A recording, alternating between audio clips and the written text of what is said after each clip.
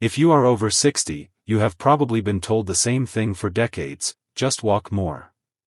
Doctors say it. Magazines repeat it. Your friends do it.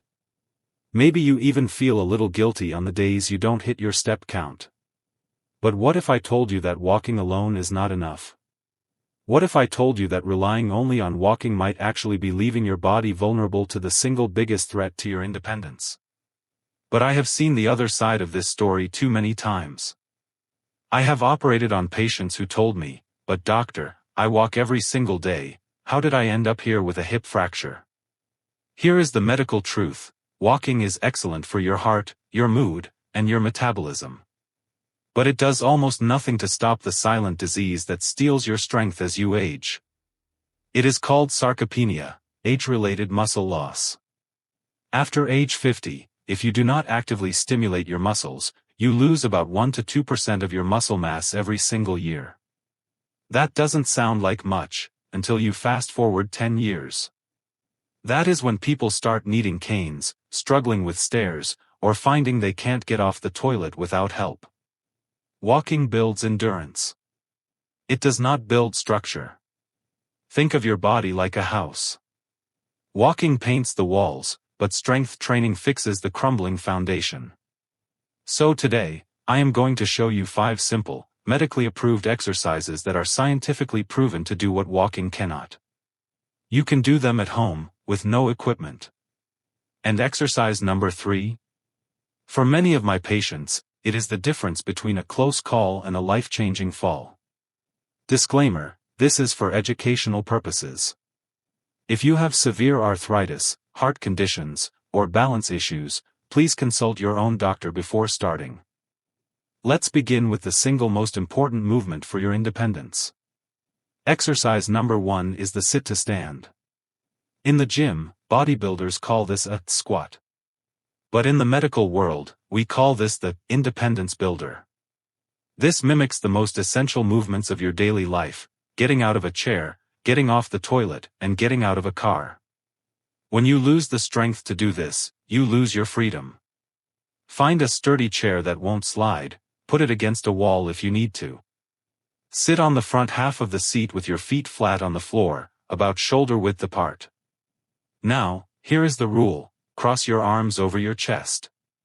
Do not push off your thighs or the armrests. We want your legs to do the work, not your arms. Lean your chest forward slightly, think nose over toes, and stand up powerfully. Squeeze your glutes at the top. Then, lower yourself slowly for a count of 3, 2, 1. Why is this better than walking? Walking uses your legs, but this loads your legs. It targets the quadriceps, the large muscles on the front of your thigh. These are your body's braking system. When you walk downstairs, your quads stop you from falling forward. Walking flat ground simply does not strengthen them enough. Aim for 8 to 10 repetitions. If you cannot do it without hands yet, that is okay, use your hands for assistance, but try to use them less and less each week. Exercise number 2, the wall push-up, upper body armor. We often forget our upper body when we talk about aging. We think, I just need to keep my legs strong. But let me ask you a question: if you trip and fall, what do you use to catch yourself? You don't use your legs. You throw out your hands. You use your arms, your chest, and your shoulders. If those structures are weak, the impact goes straight into your bones, leading to wrist or shoulder fractures. Walking does absolutely zero for your upper body strength. The wall push-up fixes that. Stand about an arm's length away from a clear wall. Place your palms flat against the wall, directly in line with your shoulders, and slightly wider than shoulder width. Keep your body in a straight line, like a plank. Don't let your hips sag toward the wall. Bend your elbows and lower your chest toward the wall slowly. Get your nose close to the wall. Push back to the start position powerfully. This movement is critical for 2 reasons. First, it strengthens the chest and triceps, which you need to push yourself up out of bed or open heavy doors. Second, the pressure through your hands sends a signal to your wrist bones to maintain their density. It is safer than a floor push-up, but highly effective. Start with 10 repetitions. If it feels too easy, move your feet further back from the wall. Exercise number 3, the single leg stork, the fall preventer. Now, we get to the exercise that might save you from a hospital visit. I call this the single leg stork. Here is the problem with walking: it is a stable activity. You almost always have one foot on the ground, and your momentum carries you forward. But falls don't happen when we are stable. Falls happen in the in-between moments, when we are on one leg stepping into a bathtub, climbing a curb, or navigating a cluttered room. To prevent falls, we must train balance. And to train balance, we must stand on one leg.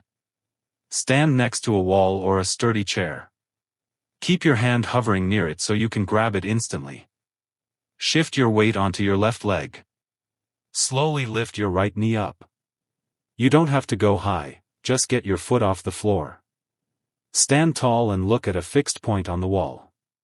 Do not look at your feet. Try to hold for 10 to 20 seconds. Then switch legs. This exercise trains proprioception. That is your brain's ability to know where your body is in space. As we age, the signals from our feet to our brain get slower. This exercise wakes them up. It forces the tiny stabilizer muscles in your ankles and hips to fire rapidly. Walking simply does not challenge your balance like this does. If you wobble, that is good. That is your brain learning. Just keep that hand near the chair for safety. Exercise number 4, heel raises, the second heart. Exercise number 4 focuses on a muscle group that doctors often call your second heart, your calves. Why second heart? Because gravity is constantly pulling blood down into your legs. Your heart has to work hard to pump it back up. But when your calf muscles contract, they squeeze the deep veins in your legs and shoot that blood back up to your chest. Weak calves lead to poor circulation, ankle swelling, and that dangerous, shuffling walk that leads to tripping on rugs. Stand tall, holding onto the back of your chair for balance. Rise up onto your tiptoes as high as you possibly can. Imagine you are trying to see over a tall fence. Pause at the top for 1 second. Lower your heels back down slowly to the floor. You want to feel a burn in the back of your lower legs. That burn means you are strengthening the ankle joint. Strong ankles are your first line of defense against twisting an ankle on uneven ground. Avoid rolling your ankles outward toward your pinky toes. Keep the pressure through your big toes. Aim for 15 repetitions. Exercise number 5, the isometric wall sit, the blood pressure hero. Finally, we have exercise number 5. And this one has a surprising hidden benefit. A massive study published in the British Journal of Sports Medicine analyzed over 15,000 participants. They looked at cardio, weightlifting, and HIIT training. Do you know what they found?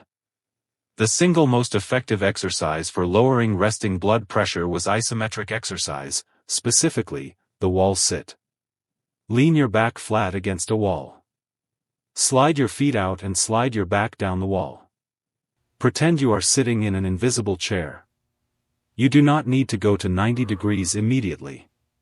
Start with a shallow bend. Hold it. Just breathe and hold. Aim for 20 to 30 seconds. Your legs will shake. Your quads will burn. But here is the most important rule: do not hold your breath. Breathe rhythmically.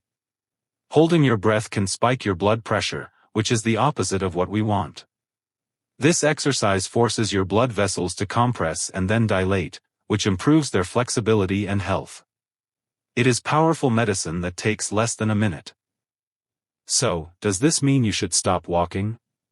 Absolutely not. Keep walking for your heart, your mind, and your soul. But walking alone is not enough to keep your structure sound. Here is my prescription: add these 5 movements to your routine 3 times a week. You don't need a gym. You don't need expensive equipment. You just need 10 minutes and a wall. Now, I want to hear from you. Which of these 5 was the hardest for you? Was it the balance on one leg, or was it the burn of the wall sit? Let me know in the comments below. Your experience helps others realize they aren't alone. And if you are already feeling some knee pain when you do walk, you need to check your diet. I made a video right here explaining the exact foods that fight joint inflammation naturally. Click right here, and I'll see you over there.